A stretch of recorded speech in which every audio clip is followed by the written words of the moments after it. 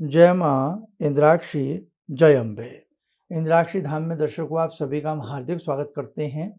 आज है विजयदशमी। विजयदशमी पर्व की सभी साधकों को बहुत बहुत शुभकामनाएं। आज का दिन अनेकों प्रकार के कार्यों को विजय दिलाने वाला होता है। अपने आप में एक श्रेष्ठ और शुभ मुहूर्त माना जाता है। मंत्रों की सिद्धि आज के दिन बहुत शीघ्र प्राप्त होती है। बहुत सारे ऐसे कार्य हैं जो आज के दिन करने से हमें विशेष लाभ मिलता है।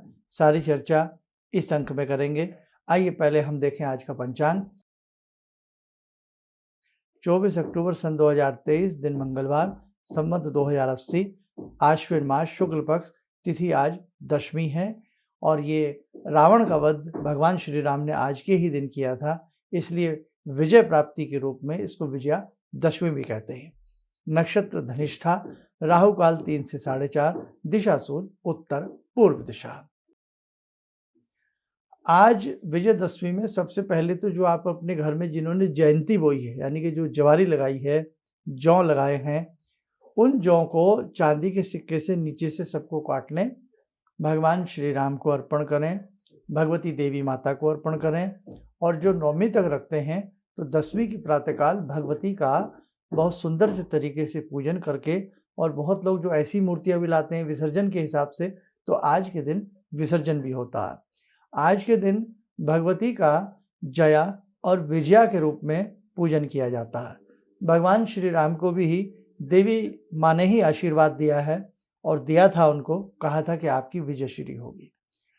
कहने का भाव, समय समय पर भगवती ने अनेकों देवी देवताओं को वर दे करके नाना भांति के जगत के उपकार किए हैं। इंद्र आदि का जब सिंहासन छिना तभी भगवती ने ही आकर के शुभ आशीष दिया। वो जगजननी, वो भगवती, वो भक्त वत्सला, जहाँ ब्रह्मा विष्णु महेश भी जिनकी स्तुति करते हैं। कहने का भाव, माँ के रूप में उनकी पूजा बहुत सुंदर तरीके से की जाती है। चाहे भगवान कृष्ण हो, चाहे भगवान राम हो, कोई भी रूप में हो, लेकिन माँ के रूप में सभी उनकी पूजा करके आनंदित होते हैं। गर्वान्वित महसूस करता है एक ऋषि मुनि भी और इंसान भी जो देवी का सायुज्य प्राप्त कर लेता है। तो साधकों, आज भगवती की बहुत अच्छे से पूजा अर्चना करना और भगवान श्री राम की बहुत अच्छे से पूजा अर्चना करना। भगवान श्री राम मर्यादा पुरुषोत्तम राम है। आपको शुभ आशीष की उनसे प्राप्ति होगी। भगवान ने देखो कैसे रावण का वध किया और कैसे बुराई के ऊपर अच्छाई का आधिपत्य हुआ, अच्छाई की जीत हुई। तो हमारे जीवन की भी बुराइयां भगवान प्रभु श्री राम की कृपा से नष्ट हो जाएं, देवी माँ की कृपा से नष्ट हो जाएं। हमारे जीवन के जितने भी संकट हैं, हमें भी उन संकटों से पार पाएं, हमें भी उन संकटों के ऊपर विजय की प्राप्ति हो, है ना। तो आज जो ज्वारी आपने बोई है, जो बोए हैं, तो भगवान को पुष्प के रूप में राम जी को अर्पण करें। आसपास कोई मंदिर हो राम जी का, पंचमुखी देसी घी का दीप लगावें, भगवान राम जी को वो जा करके चढ़ावें। और जिनके शहरों में शोभा यात्रा वगैरह निकलती है तो वहाँ पर भी वो जयंती थोड़ी थोड़ी फूल रूपेण उनके ऊपर बखेरी जाती है। बहन भाई के रूप में भी जयंती कार्य मिली जाती है। कैसे? बहन जो है भाई के कानों के ऊपर ये जयंती रखती है, विजयश्री के लिए, मंगल कामनाओं के लिए, शुभ कामनाओं के लिए। राजस्थान में भी अनेकों परंपराओं के रूप में ये पर्व बड़ी धूमधाम से मनाया जाता है। संध्या होते ही होते रावण, कुंभकर्ण, मेघनाद आदि के पुतले जलाए जाते हैं और यही शिक्षा ली जाती है कि जीवन में कभी भी बुरा कर्म नहीं करना चाहिए।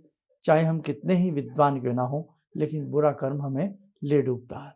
रावण यज्ञ की कलाओं में बड़ा ही माहिर था, नाना भांति के तंत्र गुप्त विद्याओं का ज्ञाता था, जानकार था।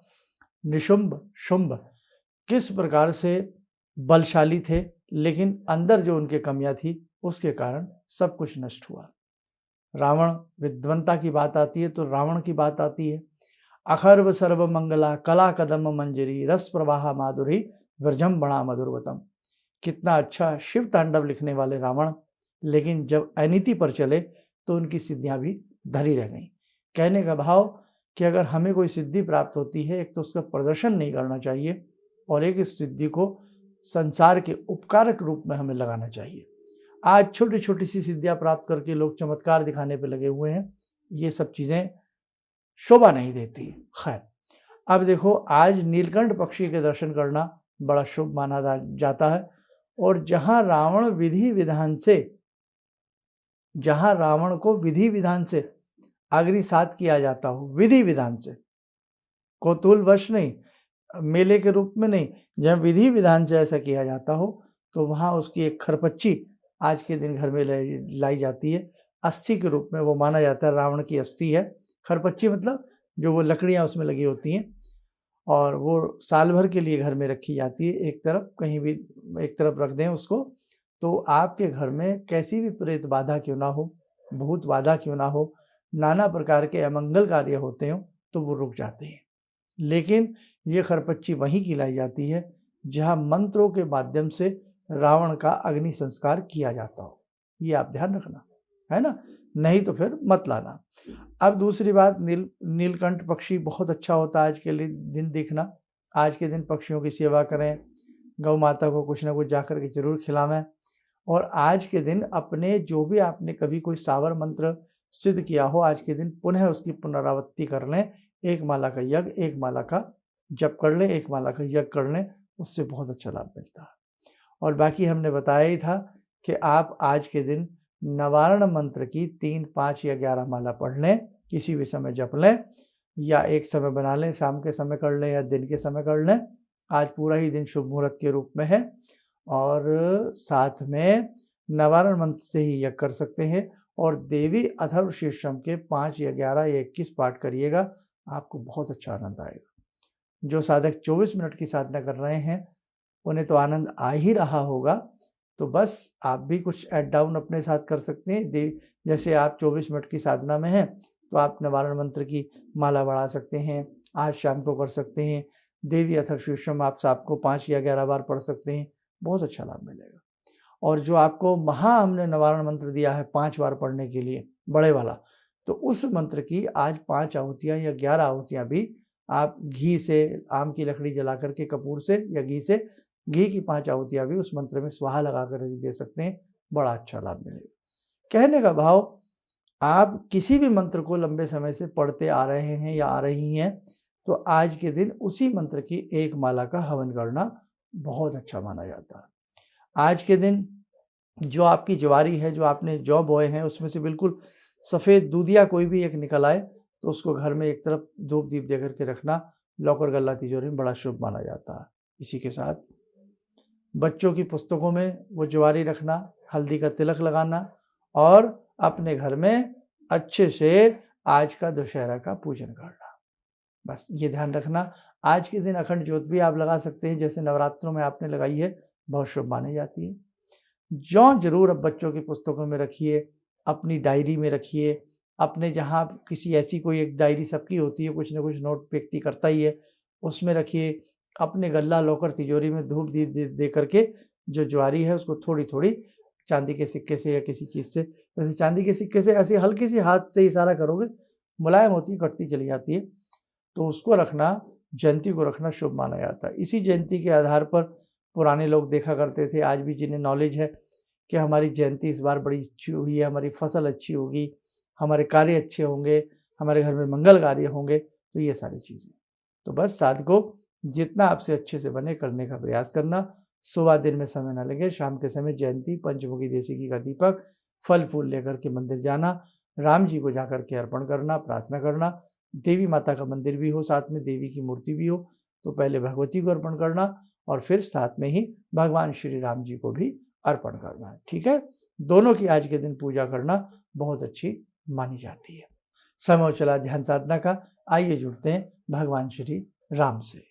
ओम रामो राजमणि सदा विजयते, रामं रमे संभजे, रामेण विहता निशाचरचमू, रामाय तस्मै नमः।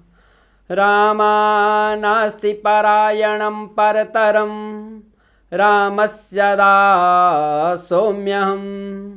रामे चित्तलया सदा भवतु मे भो राम मामुद्धर। राम रामेति रामेति रमे रामे मनोरमे सहस्रनाम तत्तुल्यं राम नाम वरानने। आदो राम तपोवनं दिगमनं हत्वा मृगं काञ्चनं वैदेहीहरणं जटायुमरणं सुग्रीवसंवासनं बाले निग्रहणं समुद्रतरणं लङ्कापुरे दाहनं पश्चात् रावणकुम्भकर्णहननम् एतद्धि रामायणम्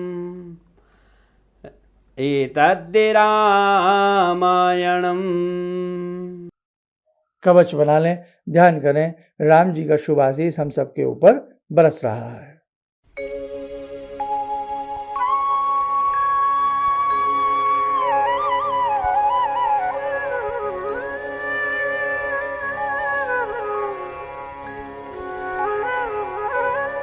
ओम बोलते हुए नेत्र खोलें, सामान्य हो जाए। देखो साथियों, समय समय पर हम आपको जितना हो सकता है बताने का प्रयास करेंगे। बस सनातन धर्म के नाते अधिक से अधिक लोगों को आप हमारे दोनों चैनल से जोड़ते रहिएगा।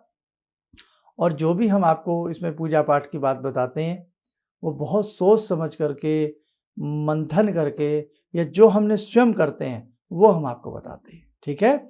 और ज़िंदगी बहुत अच्छी हो सकती है, जीवन बहुत अच्छा हो सकता है, बस उसमें कुछ अच्छा करने की आवश्यकता होती है। आप स्वस्थ रहें, सुखी रहें। आप सभी को दशहरे पर्व की बहुत बहुत शुभकामनाएं। जय जय अम्बे। गुरु जी से मैं तब से जुड़ा हूँ जब से वो एक चैनल आती थी P7, उसी से मैं जुड़ा हुआ। और गुरुदेव से हमारी जब मुलाकात हुई तो मैं आश्चर्यचकित रह गया जब उन्होंने हमसे बताया कि आपके साथ ऐसे ऐसे हुई। तो मैं इतना आश्चर्य हो गया कि इन्हें कैसे मालूम, और इतना बढ़िया इन्होंने बताया जिसके वजह से मैं आज तक उनसे प्रभावित हूँ।